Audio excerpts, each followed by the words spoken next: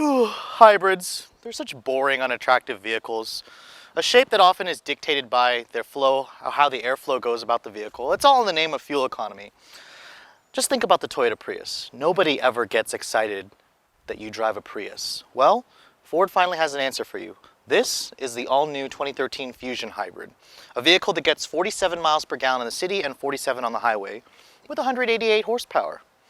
It's a good-looking car, just like the regular Fusion, and from the outside, you can barely tell it's a hybrid. There's a badge right there.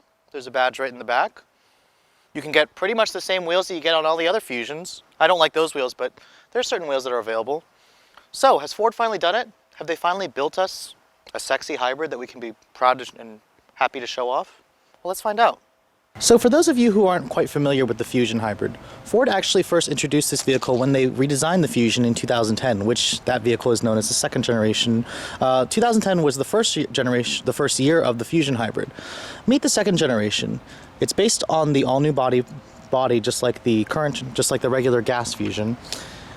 And the vehicle is now based on the Ford Mondeo platform instead of the Mazda 6 platform. It's a very good looking vehicle. I mean, from every angle of the vehicle you have, styling elements that comes from brands that Ford used to own. The rear end looks like Jaguar, the side profile looks like Volvo, and the front, of course, looks like Aston Martin. Now, the hybrid is available in two trims. There's the base SE, like this one, and then new is the hybrid titanium. That one is actually going to be a late availability, so don't expect to see the hybrid titaniums out until next year. This one, the hybrid SE, actually comes equipped with the 505A, the luxury package. There's two upgrade packages, the 504A, which is the appearance package, and the 505A, which is the luxury package. Basically, both packages add fog lights, different wheels. The 505A adds leather, while the 504A adds some different interior trim. And this one is in the Oxford white exterior color. A very nice color. I showed you guys before gray one, which is also going to be a really nice color, but I actually like the Fusion in white. It's a very good looking vehicle. Those 17-inch wheels are actually the standard rims that are on the 505A. There's an optional 18-inch painted luxury wheel that's an upgrade. I probably would go for it because the 17s seem a little bit small. This one also has, your backup sensors, backup camera, and this one also has the active park assist.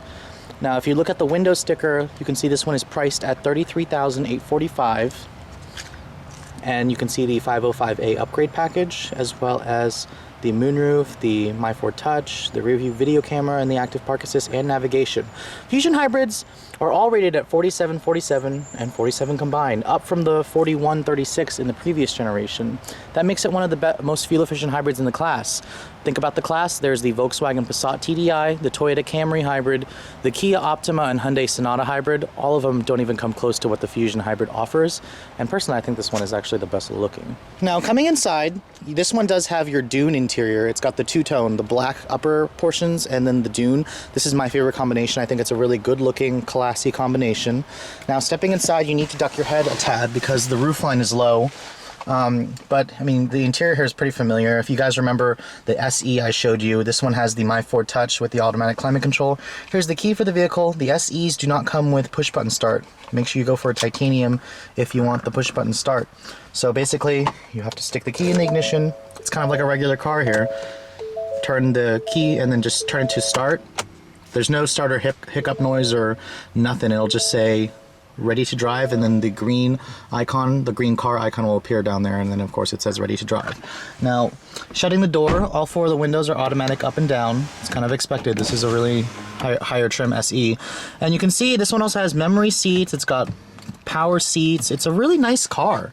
I mean, this interior kind of rivals what the titanium offers. The titanium has a slightly different center stack, and I really like the wood trim, the fake wood trim with the silver accents. It's just a really nice looking interior. And of course the materials I've shown you before are soft touch everywhere. It's hard down here, but the glove box is nice and large, and it's damped as well. The door panel is all soft touch plastic. It's really nice stuff here, leather stitch. The piano black here, of course, is going to show fingerprint marks like crazy. There's an extra button here. This is for the active park assist. Push that button here and the screen pops up and it says searching for a parking spot on the right side only. So basically you just drive down the road and it finds a spot for you. Now, hybrids only come with a CVT transmission. There is a hill or a downhill function here. I guess that's for engine braking. There's a low mode. Don't expect to find a paddle shift mode here or sport mode. This is a hybrid. The steering wheel of the vehicle is very good looking. I think this is one of Ford's better looking steering wheels. It's got lots of buttons on it, and you can still option this car up with adaptive cruise, forward collision warning, blind spot information. This one just doesn't have it. Now the sunroof controls are actually quite interesting on the Fusion. They're now touch sensitive. These buttons here are all touch sensitive, and you can see the sunroof controls are actually one touch, and it's touch sensitive. And it's a pretty big moonroof. I'm really pleased with the size of the moonroof. I'm not sure how I feel about the touch sensitive buttons, but I guess Ford has a theme here with the touch sensitive buttons, so they might as well just carry it throughout the rest of the vehicle. Coming to the rear seat of the Fusion, it's pretty much the same stuff that's from the gas model. It's a nice back seat, not the best in the class, but you do get rear vents back here. You have storage from both front seat pockets. You have an armrest here with cup holders. The seats still fold down 60/40, so you haven't lost that utility like you do in some other hybrids. And the door panels, thankfully, are the same things. They are carried through from the front, and they're all really nice materials. Now, for the real test, the Fusion hybrid, or with any hybrid, the battery is going to be taking up space in the trunk. The Ford did a really good job with the packaging. This car uses the new lithium-ion battery technology. You can see the floor is raised a little bit where the batteries goes, but you still get that 60/40 split. I mean, Ford hasn't taken that away. You do not get a spare tire in the Fusion hybrid, though. You just have a fix-a-flat kit. That's kind of expected. There's no space for a spare tire. And the trunk has the same plastic piece right here. It's supposed to be a sacrifice panel in case you get in an accident.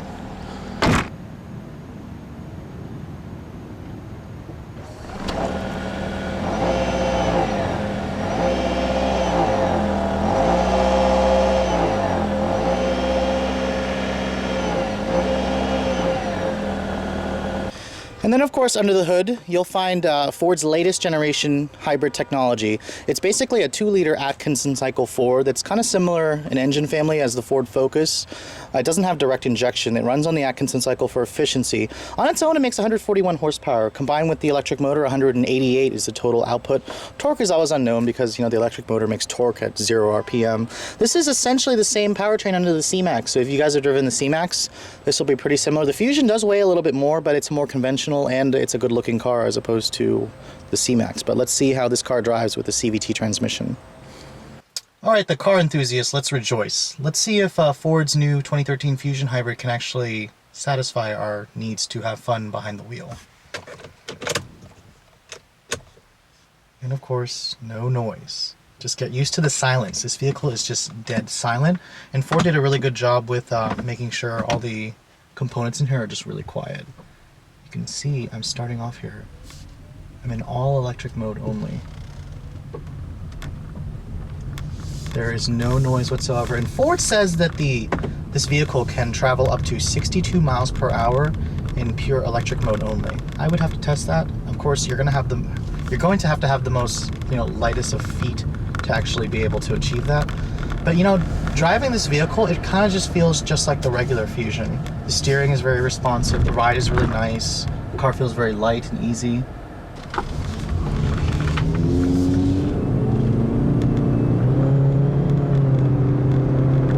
You're going to still have to get used to the CVT drone that this vehicle has, of course, unfortunately. But you kind of get used to it with the hybrid.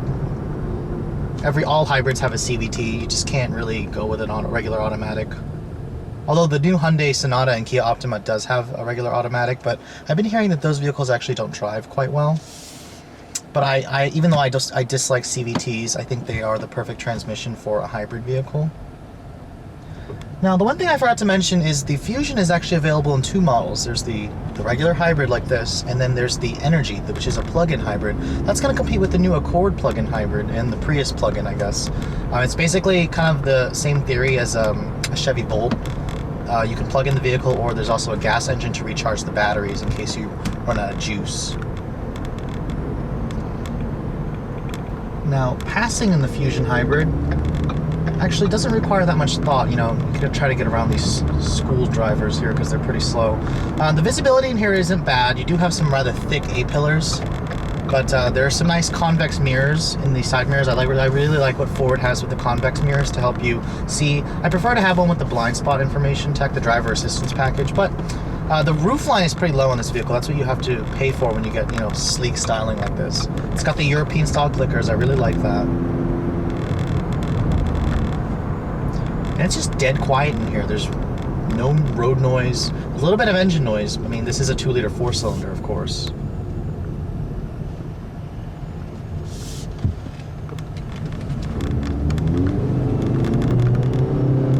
But overall, it's got really peppy acceleration. I'm quite impressed.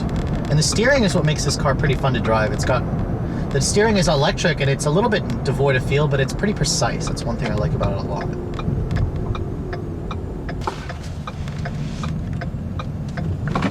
Pretty tight turning radius, surprisingly. And the pedal is pretty responsive to your inputs. I mean, you put the pedal down a little bit, the CVT brings the revs up, and it has a pretty responsive powertrain. I'm pretty impressed.